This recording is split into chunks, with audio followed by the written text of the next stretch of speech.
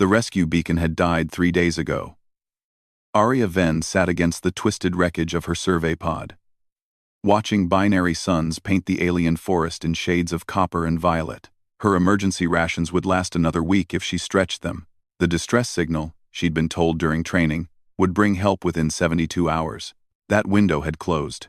She pressed her fingers against the gash in her suit's leg, sealed now with emergency foam but still tender. The landing had been brutal, a meteor shower she'd failed to detect until it shredded her navigation systems.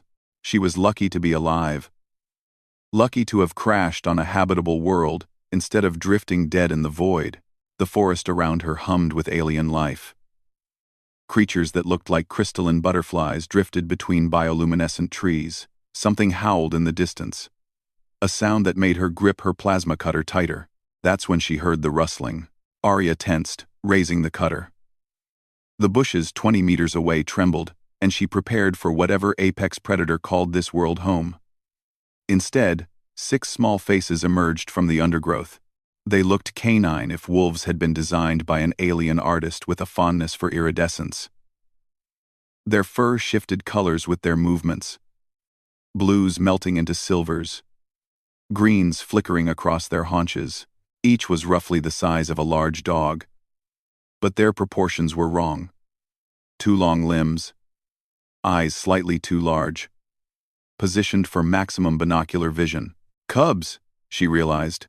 Juveniles. The one in front, slightly larger than the others, had distinctive amber markings across its face. It studied her with unsettling intelligence, head tilted, ears 3 of them swiveling independently.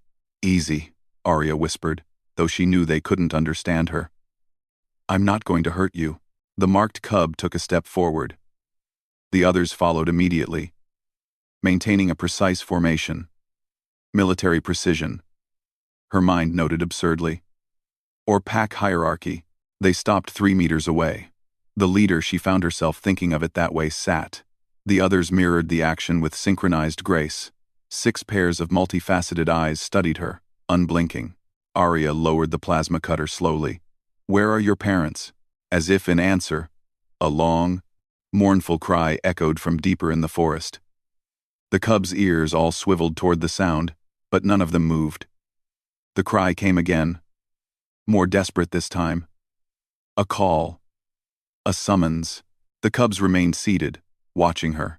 You should go, Arya said softly. Your pack is calling. The amber-marked cub, she decided to call him Kiro, after an ancient Earth word for bright, made a soft chirping sound. It wasn't aggressive. Almost questioning, he rose and padded closer, stopping just within arm's reach. Arya held her breath. Kiro sniffed the air around her injured leg, then looked up at her face. Something passed between them. Not communication, exactly, but understanding. Recognition. She'd seen it before, in the eyes of a rescue dog that had pulled her from a collapsed building on Mars Colony 7. The look that said, "You need help. I can help." But these weren't domesticated animals. They were wild creatures on an alien world, and she was an intruder in their territory. Kiro turned and trotted back toward the forest. He paused, looked back at her, and chirped again. The other cubs rose as one, watching her expectantly. You want me to follow you? Arya asked. Kiro chirped a 3rd time, more insistently. Against every rule of xenobiology she'd ever learned, Arya stood. Her legs screamed in protest, but she managed to limp forward. The cubs immediately adjusted their formation. 3 moving ahead, 2 flanking her, 1 staying behind. They moved at her pace, slowing whenever she stumbled. The pack's cries grew louder as they traveled deeper into the forest. Arya's rational mind screamed at her to turn back, but something in Kiro's behavior kept her moving forward. The cub kept glancing back, ensuring she followed, making soft, encouraging sounds when she slowed. They emerged into a clearing where the forest opened to reveal a cave system carved into black stone. Adult pack members stood at the entrance, massive creatures, easily twice the size of the cubs, their fur darker and marked with scars of survival. There had to be 20 of them. Arya froze. This was it. She'd followed alien predators to their den like an idiot. She'd be lucky if they killed her quickly. But the adults didn't attack. They watched as Kiro led her forward, parting to create a path. One of them, the Alpha, judging by size and the deference others showed, approached slowly. It was enormous, its shoulder reaching Arya's chest. The Alpha sniffed her, circling once. Kiro chirped and pressed against Arya's good leg. His small body warmed through her damaged suit. The other cubs did the same, clustering around her in a protective formation. The Alpha's eyes met Arya's. She saw intelligence there, calculation, and something else. Something that looked almost like approval? The great creature made a rumbling sound deep in its chest. The other adults relaxed visibly, some lying down, others returning to whatever they'd been doing. The Alpha turned and walked into the cave. Kiro tugged gently at Arya's suit with his teeth, pulling her forward. The cave interior was surprisingly warm, heated by thermal vents that created a comfortable environment. The pack had made nests from local vegetation, organized in a clear social structure. The Alpha led her to a clear space against the warm stone wall, not the pack's main area, but not excluded from it either. A guest space. Over the following days, Arya learned the truth. The cubs had lost their original parent. She found the grave marker deeper in the caves. A pile of stones arranged with clear intentionality.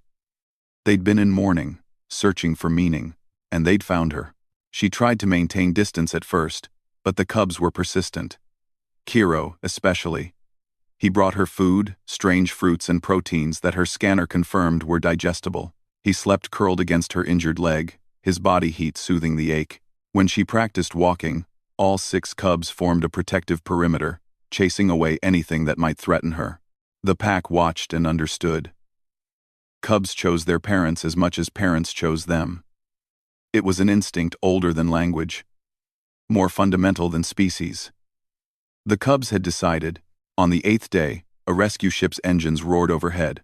Arya stood at the cave entrance, her emergency beacon reactivated, watching the landing sequence. Kiro pressed against her side, whining softly. The other cubs clustered close. The adult pack members emerged from the cave, forming a protective wall behind the cubs. The rescue team's captain, a grizzled veteran named Chen, stepped out of the airlock. His hand was on his sidearm, eyes wide at the predators surrounding their lost surveyor. "Ven, step away from them slowly." "No," Arya said firmly. She placed her hand on Kiro's head. The cub leaned into her touch, his fur cycling through colors that somehow expressed contentment. "They're coming with us. And that's against every quarantine protocol." "Then rewrite the protocols." Arya looked down at 6 small faces, gazing up at her with absolute trust. "They chose me, Chen, and I'm choosing them back." The captain stared, his weapon half drawn. Then he saw what Arya had seen days ago, the way the cubs positioned themselves around her, protective but not possessive, the way Kiro watched her face for cues, the way the pack adults stood, ready to defend but not to attack. Chen slowly holstered his weapon. "Command is going to have my ass for this. Tell them it's a first contact scenario." Arya smiled as Kiro chirped happily, his tail, 3 of them wagging in complex patterns. "Tell them humanity just earned its first alien family." The cubs followed her footsteps onto the rescue ship, and the pack understood what their young had known from the beginning.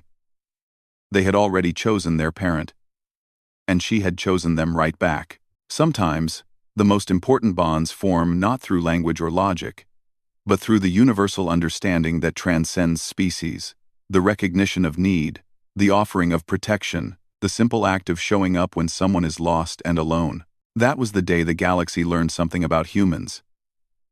They didn't just explore the stars, they made families among them.